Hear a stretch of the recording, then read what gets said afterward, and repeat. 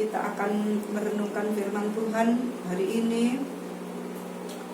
Kita terambil adalah Amsal 23 ayatnya ke-18. Judul adalah karena masa depan sungguh ada dan harapan tidak akan hilang.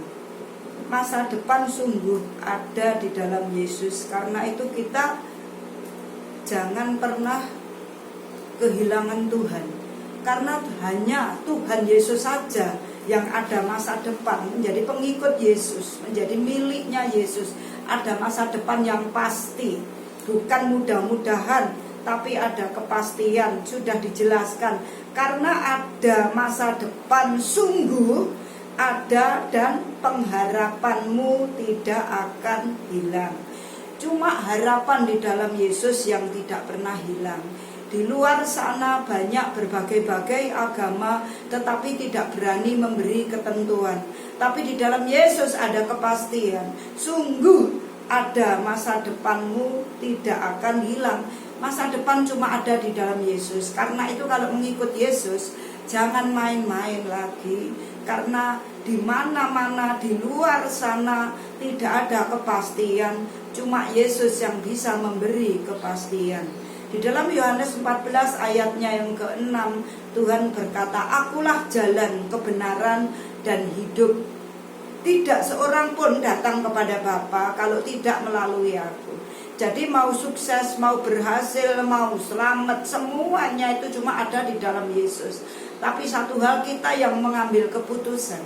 Kalau kita sudah dipanggil, dipilih, dan diselamatkan Tuhan, jangan main-main lagi, jangan ngelirik sana sini, tetapi fokus hanya kepada Yesus. Karena cuma ada di dalam Yesus yang memberikan masa depan. Karena itu kehidupan kita ada, kita bisa hari ini, itu karena Tuhan, karena anugerah.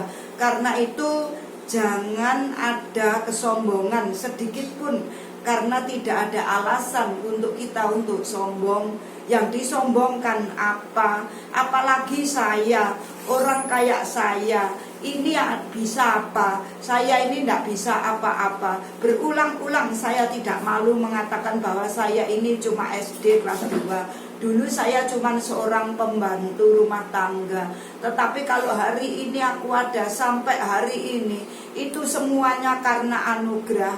Kalau aku bisa sampai hari ini, karena saya mengambil keputusan. Ketika saya dipanggil Tuhan dan diselamatkan, hidup saya berikan kepada Tuhan sepenuhnya. Karena itu saya tidak takut untuk masa depan saya, karena Tuhan sudah menjamin. Ada kepastian, ada masa depan di dalam Tuhan. Kalau kita sudah dipilih dan diselamatkan, jangan main-main lagi. Saudaraku, jangan takut, jangan bimbang. Serahkan dirimu kepada Tuhan. Serahkan kekhawatiranmu kepada Tuhan. Hanya Tuhan Yesus yang bisa menolong. Hanya Tuhan Yesus yang berani berkata, jangan takut, ini loh aku. Maka Tuhan akan terus membimbing kita. Roh Kudus akan terus menemani kita di dalam keadaan yang tidak baik, di dalam keadaan situasi apapun. Kita tidak perlu takut, karena Tuhan tidak pernah meninggalkan kita. Di dalam Roma 8 itu menjadi ayat bagi saya. Kami renungkan, kami hafalkan, kami aminkan. Firman Tuhan Roma 8:28. Sekarang aku tahu Allah turut bekerja dalam segala sesuatu untuk mendatangkan kebaikan bagi mereka yang mengasihi.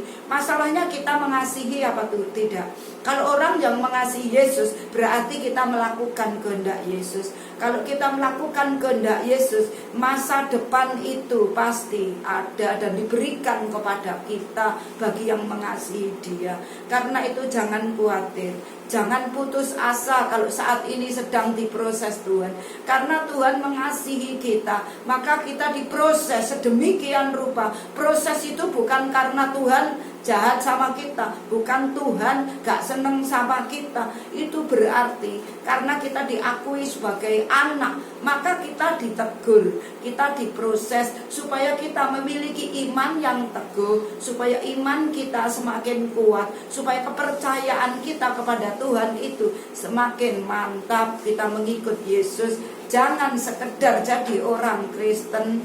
Kalau kita menjadi orang Kristen sekedar, kita percuma jadi orang Kristen, gak dapat apa-apa. Minggu setor wajah, bikin panas bangku di gereja, tapi kita tidak mengecam firman Tuhan, tidak dirasakan. Kadang-kadang di gereja juga gak fokus. Kita main HP, kita gak mendengarkan. Cuma mulut kita memuji, sorak-sorak, tapi hati kita tidak ada di situ. Karena fokusnya yang dicari Tuhan itu cuma hati. Kalau kita memiliki hati, pastikan aku mau mencari Tuhan, aku pasti ketemu. Minggu juga begitu, aku pergi ke gereja, aku harus ketemu Tuhan. Yaitu apa itu? Firman Tuhan itu harus kita dapatkan dan kita renungkan, kita lakukan. Supaya janji-janji Tuhan masa depan sungguh ada, itu benar-benar kita nikmati. Janjinya kita dapatkan. Lah kita gak mau, kita cuman sekedar jadi orang Kristen. Biasanya ngomel ya tetap ngomel, bersungut-sungut ya tetap bersungut-sungut. Kalau diproses sedikit aja, Tuhan sampai kapan, Tuhan sampai kapan.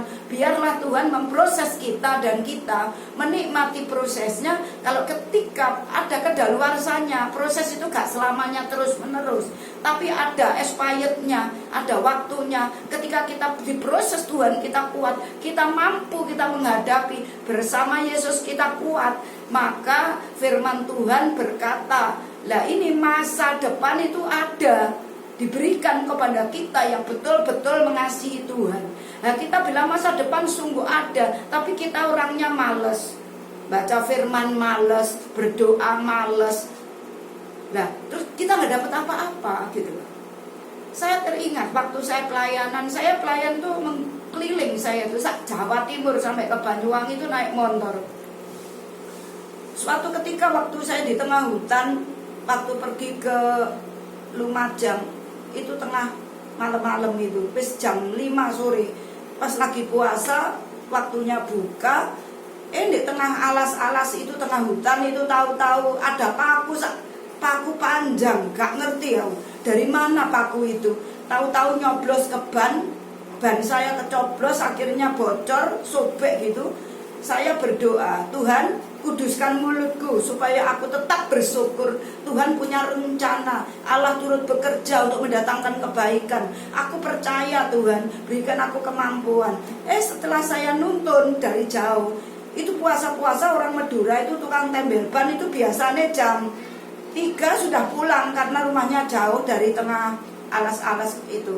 Tahu-tahu orang itu ada yang nyetop, jangan pulang dulu, ada orang yang mau membutuhkan kamu, begitu. Orangnya akhirnya kelihatan saya dari jauh, orangnya luari, saya terus dibantu dia. Terus dia bilang, tanya, ibu orang Kristen ya, gitu. Iya gitu. Tadi itu ada orang bilang ke saya, ada orang yang membutuhkan kamu, jangan pulang dulu. Nah itu aku tahu itu malaikat Tuhan. Akhirnya ditulung, bannya kan nggak bisa, harus pergi beli ke kota. Akhirnya saya yang nunggu tempatnya bengkel di tengah hutan itu tadi, dia beli ban baru. Terus dia pulang, maunya ongkosnya itu cuma beli, ongkosnya itu cuma berapa? 25. Akhirnya karena saya senang sudah ditolong, tak kasih uang 100.000. Terus dia bilang, terima kasih Bu, terima kasih sudah memberkati saya. Saya juga terima kasih, saya sudah ditolong, gak kebanyakan tuh gak. Ini berkat Tuhan buat Mase karena saya sudah ditolong. Jadi kita situasi apapun, kalau kita ngalami, saya tahu memang segala sesuatu ada waktunya. Tapi kalau kita nurut, hidup kita pasti ditolong Tuhan. Jadi apapun resiko keadaan kita terus bersyukur kepada Tuhan supaya masa depan itu benar-benar menjadi milik kita. Masa depan yang disediakan Tuhan pasti yang lebih baik. Biarlah firman Tuhan menjadi kekuatan bagi kita.